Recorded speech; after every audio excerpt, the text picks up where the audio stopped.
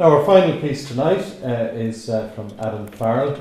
We've heard Adam on a couple of occasions at the launch of the programme last November. Unfortunately I wasn't there, Adam, but I heard about it. Adam is a member of Corlin and Oak. The young people, many of whom you've seen them in the garden last Saturday, each of them holding a placard from representing one of the 15 Longford people, and they were also there on Sunday in the barracks. And Adam is going to reflect, his piece will reflect on the rising from a young person's perspective, and will also, I think, bridge that 100-year gap and give us a vision for the future. So, Adam Farrell.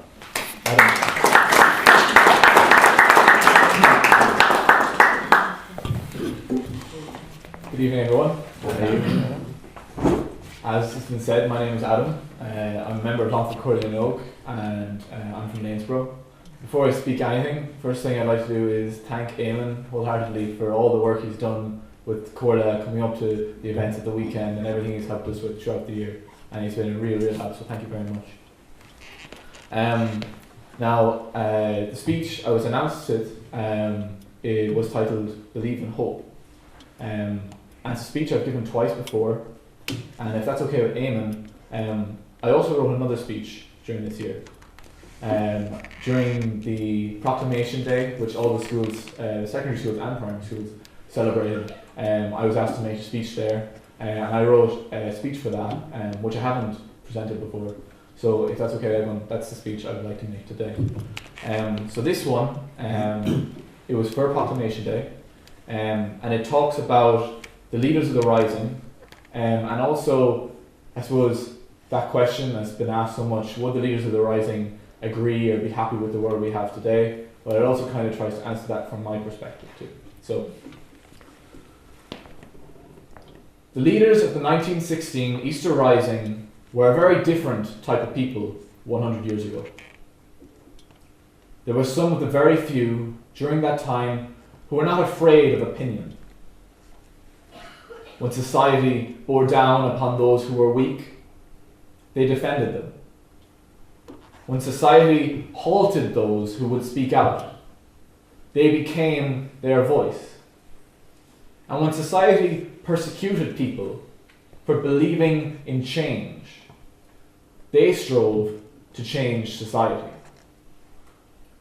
They showed the people of Ireland that they didn't have to stand for the lives they were being forced to live, and instilled into their hearts a lust for freedom and for rightfulness.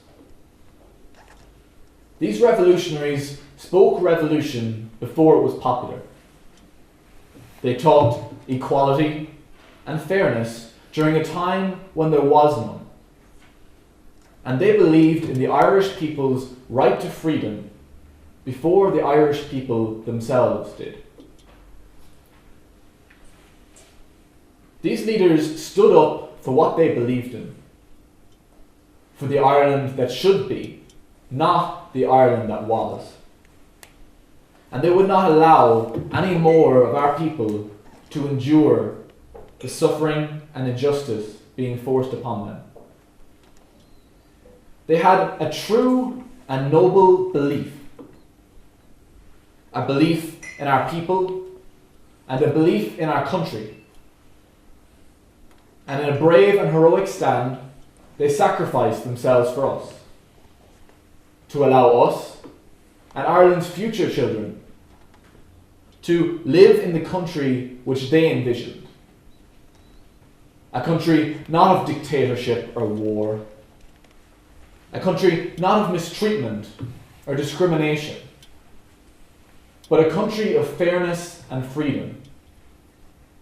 A country where every single person could live as an equal. And before they valiantly gave up their lives, they channeled their united beliefs into one single vessel, to be eternally tied with the evolution of our country. Public Nahéireann, the proclamation of the Irish Republic. They did this so that the ideals that they fought for would never die nor ever be forgotten.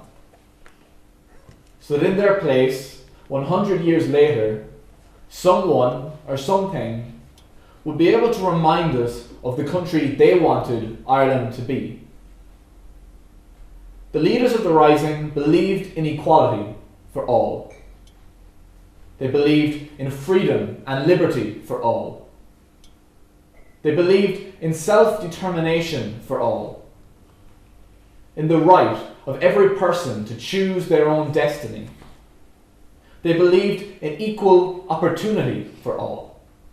They believed in happiness and prosperity for all.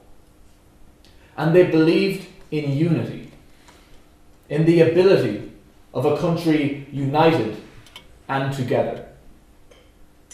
The leaders of the 1916 Easter Rising had a dream, and the proclamation by which they harnessed it leaves us both as a people and as a country something to aspire to.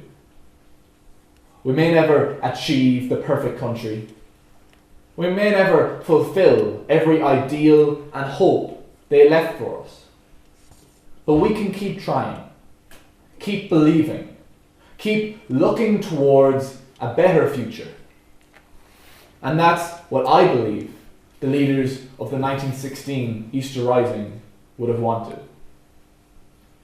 Therefore today, we not only commemorate the proclamation of the Irish Republic, but the incredible visionaries whose ideals shaped and continue to shape the world that we live in today. Thank you.